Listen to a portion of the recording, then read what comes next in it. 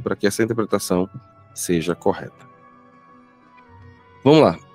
3 pontos, na realidade 4 pontos, né, para a nossa aula introdutória. Primeiro, compreender a real definição de Bíblia. Segundo, entender as divisões dentro das Escrituras e conhecer o Antigo e conhecer o Novo Testamento.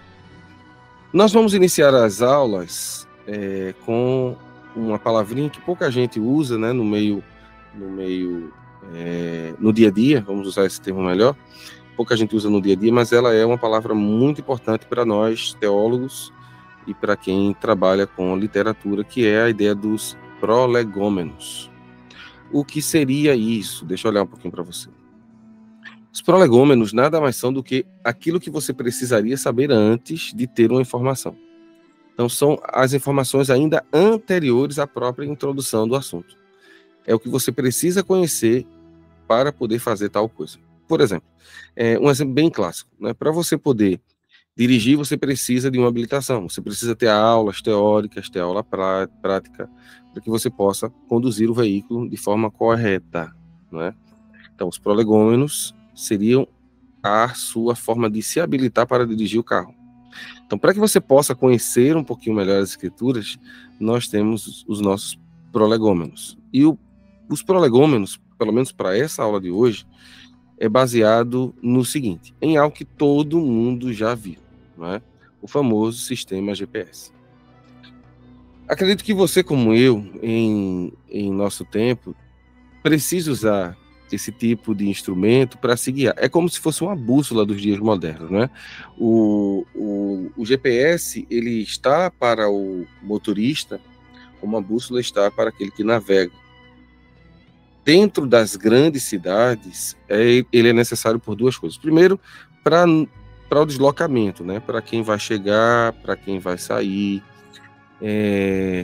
por onde começar, por onde ir. Isso é muito importante entender. Ele vai também fazer o trajeto até a ponta final. Se você observar direitinho na figura que eu coloquei aí, ele tem um ponto inicial e ele tem um ponto final. E ele tem uma rota. Ele traça essa rota e o GPS ele trabalha da seguinte maneira. Ele vai procurar a rota mais curta, se você desejar, ou a mais rápida. Geralmente, nós nas grandes cidades optamos pela mais rápida. Às vezes é um pouco mais longa, mas ela é mais rápida por conta de não ter tanto trânsito, não ter tantas barreiras, não ter tantos semáforos. Então, você acaba chegando mais rápido, mesmo o trajeto sendo mais longo.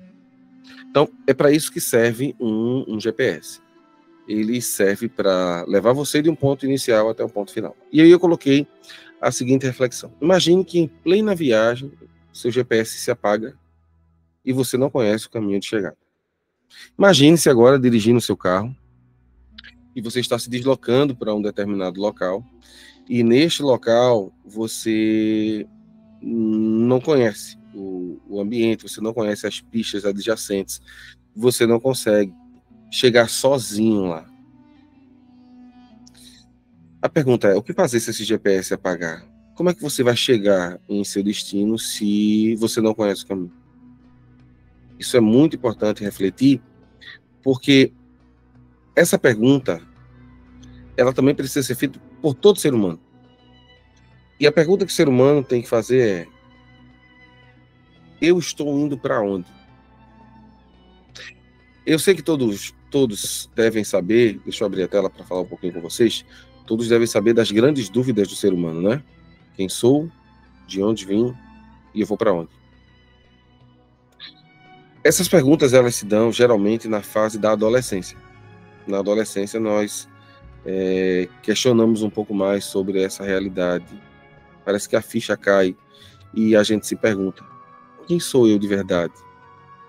Né? De onde vim? Será que eu sou um produto da evolução, como dizem os naturalistas, como Charles Darwin e tantos outros proeminentes teóricos do naturalismo? Né? Será que Stephen Hawking está certo? Eu sou apenas um produto do acaso? Será que eu sou a evolução de amebas que se tornaram animais e depois chegaram até nós?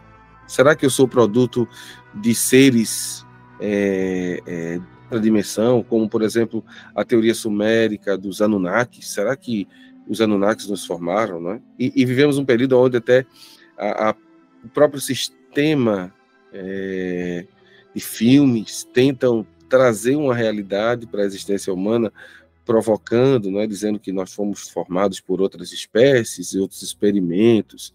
Será que isso tudo é verdade? Aonde encontraríamos a verdade? Aonde está o nosso ponto inicial? E aonde está o nosso ponto final? Não é? As religiões, em sua maioria, elas tentam explicar isso. As religiões de cunho oriental, principalmente aquelas da China, Índia, elas têm a ideia de que existe um ciclo interminável de renascimentos, né? A teologia, vamos chamá-la assim, mais ocidental, chama isso de reencarnação, né? Mas o pensamento oriental seria a ideia de que você tem ciclos de renascimento, seja ele como um ser humano, ou seja como uma planta, um animal. E isso é o que eles pensam, é o que eles acreditam. Será que esse GPS deles está correto? Será que o nosso destino final realmente é esses ciclos de reencarnação?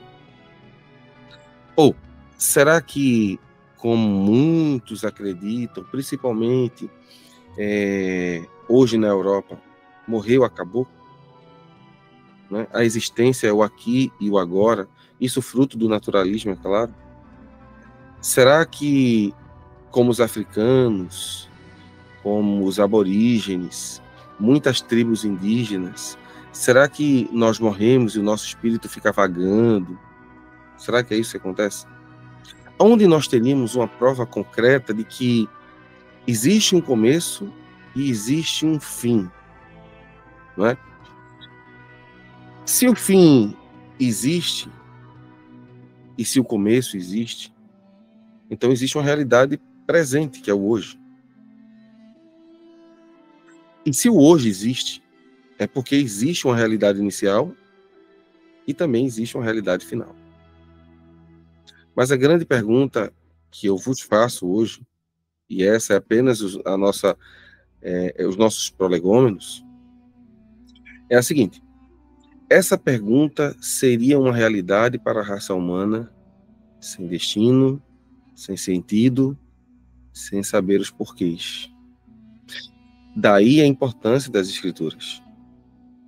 Ela é o nosso, entre aspas, GPS para chegar à vontade de Deus.